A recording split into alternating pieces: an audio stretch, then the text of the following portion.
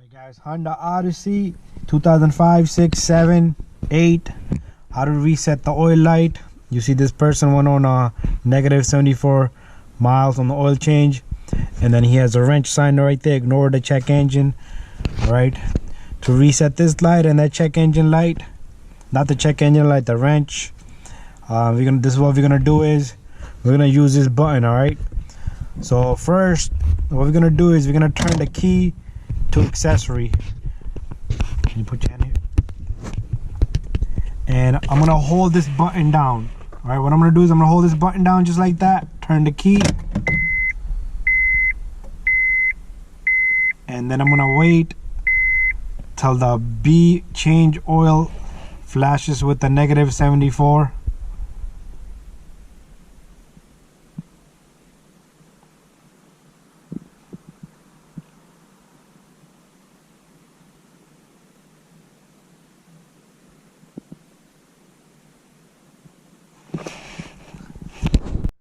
First, what we're gonna do is I'm gonna turn the key. You're gonna hear these beeps. Once these beeps finish, you're gonna push this button down.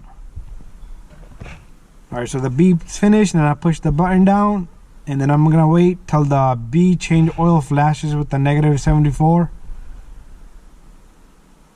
Once I do that, just like that, I'm gonna let this go, and I'm gonna hold it back down. And it should reset to 100%. There you go, right? So that's how you do it. Oil life reset on a Honda Odyssey. If you have any other model, 5, 6, 7, 8, is the same procedure.